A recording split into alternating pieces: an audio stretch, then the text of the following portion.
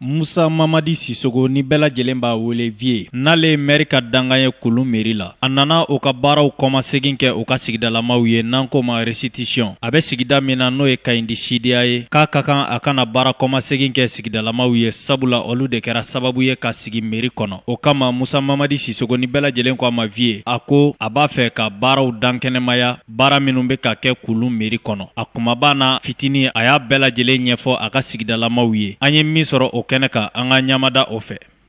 Yani an ka don kuma kɔnɔ an bɛ yafa deli sigidalamɔgɔ bɛɛ fɛ parce que kuma ka gɛlɛn mais kuma n'i ma fɔ a waati la a b'i dumu ni Ala ye bila place min na don min na n'i ma ci lase a kɛcogo la yan tɛ dɛ c'est à dire i ni Ala bɛ ɲɔgɔn na an ka Ala deli to ye sigida in an bɛ jɔrɔ jama min b'a kɔnɔ bi an bɛ Ala de deli ATT-bugu ani quartier kuraw u taara k'an to an bɛ Ala de deli bɛɛ ka hakili sɔrɔ faamaw fana ka yan ko ladɔn ta sa n'an farala ɲɔgɔn kan a ka ca Ala fɛ an bɛ min nɔfɛ a bɛ se ka kɛ parti ko tɛ donc n bɛ dugawu kɛ jamana in fɔlɔ ka dugawu kɛ sigida an bɛ sigi min kɔnɔ ka dugawu kɛ commune yɛrɛ ka foli bila alimami ni dugutigiw bɛɛ lajɛlen ma cɛ fɛn o fɛn b'a kɛnɛ kan yan bɛɛ haju de bila ka na nin kɛnɛ kan donc foyi wɛrɛ tɛ ka kunnafoni di ɲɔgɔn ma an ta kun ye min ye sariya de y'a fɔ o sariya kelen a sɛbɛn bɛ an maire 17 bɛɛ bolo donc dugu 11 tɔgɔ la an maire 17 min ni Ala y'an bila yen bi an bɛ Ala de deli a waati la 2016 a boli a n'a sɛgɛn dugu 11 tɔgɔ la n'aw b'a dɔn aw tɛ sigi mais n'i tɛ fɛn min kɔnɔ ko n'a kɔfɛla dɔn i b'a lajɛ ni manana ko de ye donc commune farala ɲɔgɔn kan k'an k'an yɛrɛ ta dugu farala ɲɔgɔn kan k'an k'an yɛrɛ ta gansan tɛ donc démocratie sariya de nana n'a ye n'an tulonkɛla o la dɔrɔn a ka ca Ala fɛ sini denmisɛnninw u kan ka nafa ni hɛrɛ min sɔrɔ u t'a sɔrɔ an ka Ala deli to ye donc n tɛ se ka détail bɛɛ di direct la parce que fɛn o fɛn sɛbɛn de b'a la déjà n y'a préparé ka ban a bɛ tile kan a bɛ na ɲɛfɔ bɛɛ b'a mɛn facilement parce que kuma ka gɛlɛn bon baara in man dabɔ politique sira kama politique ko tɛ maire 17 n'an bɛ baara in na parti kuma tɛ yen an fɛn o fɛn bɛ yen mɔgɔ 17 mɔgɔ 4 de ye bureau ye maire n'a ka dankan 3 o de ye mairie ye donc u tɛ se ka fɔ i kan kɔfɛ an bɛ bɛn fɛn o fɛn na ka signer kalo 3 mana dafa wajibi bilen de don dogo t'a la u b'a sɛbɛnw bɛɛ bɔ ka d'a ma an bɛ tila ka na o de yira u la nin sɔrɔla nin baara kɛra mun y'a kɛ fɛn tɛ kɛ Sidiya mun y'a kɛ baara dɔ kɛra Gabu dɔ kɛra Kulun dɔ kɛra Dusukane mun b'a to kilasi kelen man deli ka jɔ Sidiya kun na kun donc mairie de bɛ nin baara bɛɛ kɛ mairie de bɛ kɛ sababu ye se bɛ mɔgɔ mɔgɔ bi n'u ye courant saba a sɔrɔ bɛɛ bɛ na wari bɛɛ bɛ sayike na commune bɛ tɔgɔ la san o san gouvernement de b'a di an bɛ taa kuma o de kan normalement sariya ko k'an man ka kuma kan n'aw ta kɛnɛ kan i bɛ taa wari min voter population tɔgɔ la communiqué de bɛ kɛ bɛɛ bɛ taa kɛnɛ kan ni min sera ka taga i bɛ mairie taabolo dɔn i b'a dɔn baara kan ka kɛ dugu jumɛn ni jumɛn mais ni ɲɛfɔli tɛ kɛ yɔrɔ si la an ka Ala deli tɛ k'an ka don a kɔnɔ yan'an ka don mairie la san 10 san 20 an b'a fɔ Sidi Kante balolen don bi maire fɔlɔ an bɛ dugawu kɛ o taɲana mais an b'a f'u ɲɛna aw mɛnna aw tɛ fɛn f'an ye aw kalannen don aw delen don mais an t'a dɔn mairie ko sutukule bɛ bɔ nɔgɔ la san jumɛn donc n'i ye kɔrɔlen jalaki ne yɛrɛ donna kɔnɔ ne m'i ta kɛ hali n'i bɔra yen je sais que a bɛ don tulo la donc an ka Ala de to ye donc an bɛ Ala de deli dɔrɔn min bɛ na fɔ kɔfɛ ni min ma faamuyali sɔrɔ hakilinata min b'i la i bɛ ɲininkali kɛ i bɛ bilasira sinon parti ko ma an na yan ni parti kodo mbese ya parti nyamo bevele ubena parti réunion te kuna foni de do sanani anyo de ke barala o sanani anye wal fe on fait voter a bébé makay kono fa fait ça kera kanya mi manga kanya a beba kono. Donc je pense au canon qui va na de détails bela mais c'est à bekelen fo mais aka jadoni aka mise fana do ba préparer ni hakli sigi familier ka seulement do mo gasila abedon ni fon fen kera am otani wolo vlado na nyana ante sega fo merkelen do na tiana ante sega fo merkelen do am otani wolo vla nambe tora delendron au cours de ambe ka mi voter en de fulfula o janfa bagay angala del toy donc nyafoli kay mairie mo bala sangosa benkunda Kasson Lafia Bougou Liberté Plateau Légal Ségou sangosa soro fe on fe be ka adama gindo a conseil beta quartier ben mais na fora ni nyoron tukuba quartier wolovla mairie conseil konoto o de be sutukule kono dugu tani kelen togala folo fe conseil tani kelen de tundo mairie conseil tani kelen dugu tani kelen saria ko dugu tani kelen bekanga mo kelen kelen soro mais o de na soro wi dado ala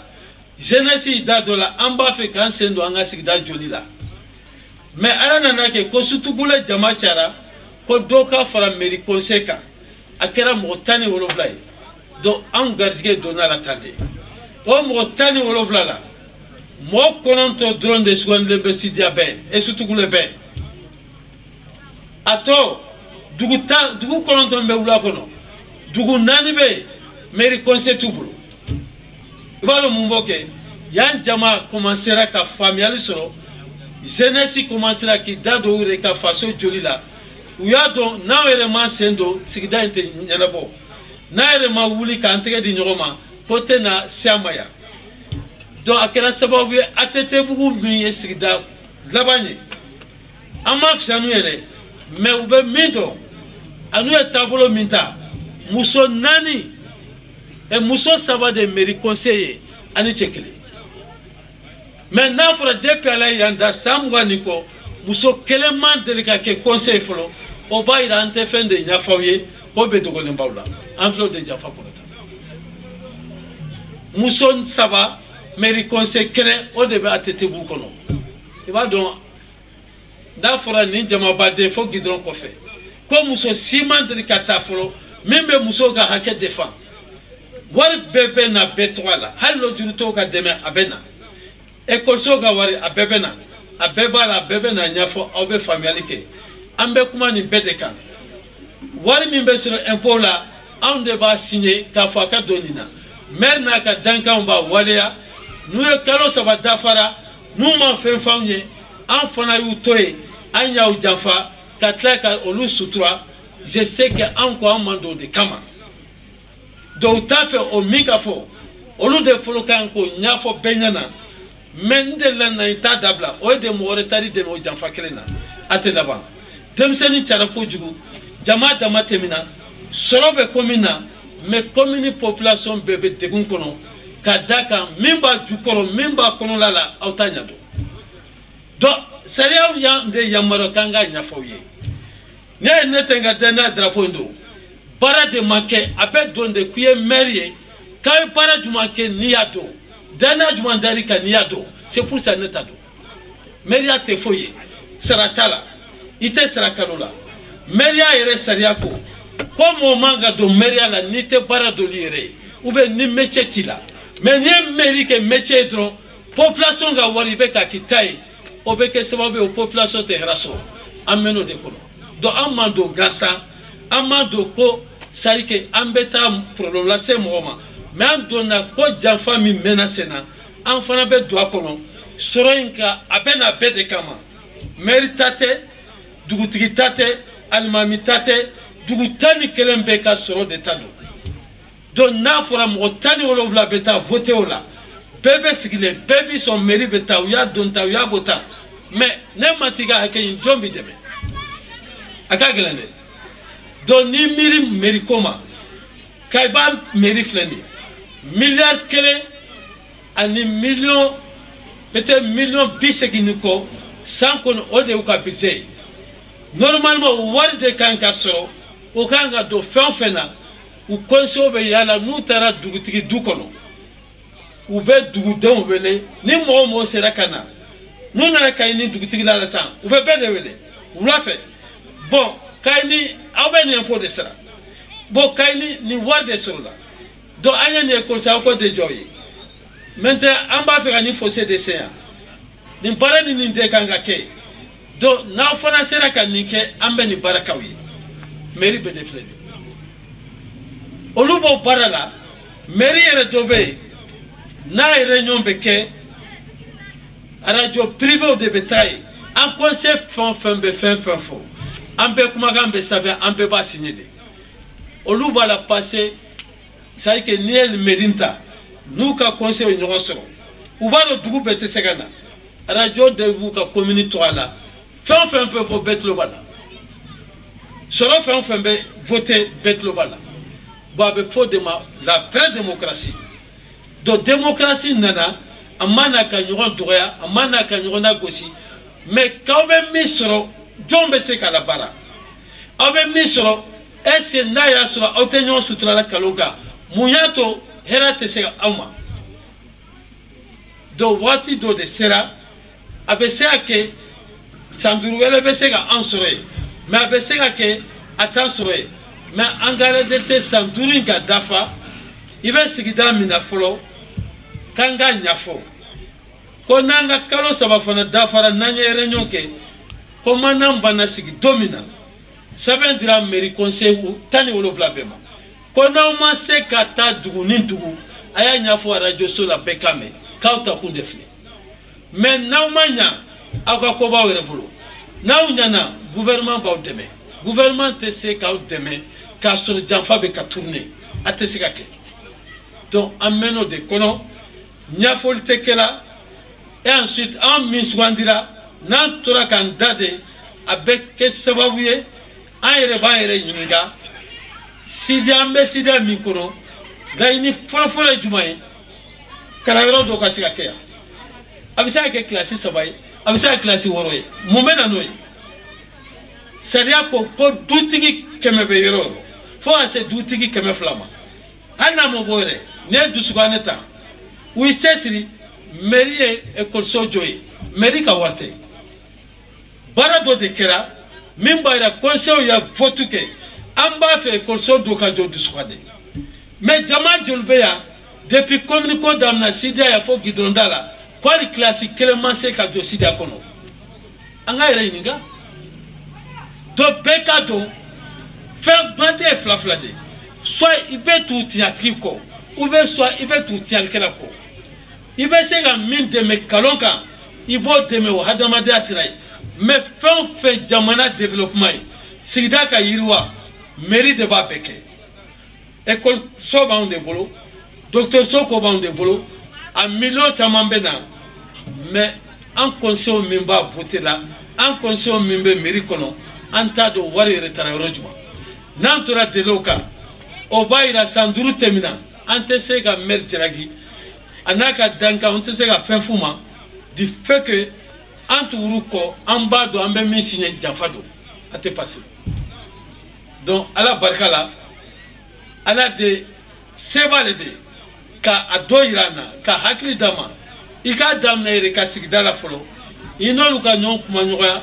uka familiali soro sinin temsenu u hakli ka daele uka do jala anga soro be se ka en reclam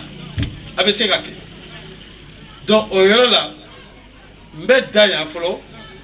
mimbato ubena minkala baby tato mala bébé familial soro parce que encore 22h30 anta fait ça que 23h en bajo sinon na fora ika be nyafo clé aldo kun clentese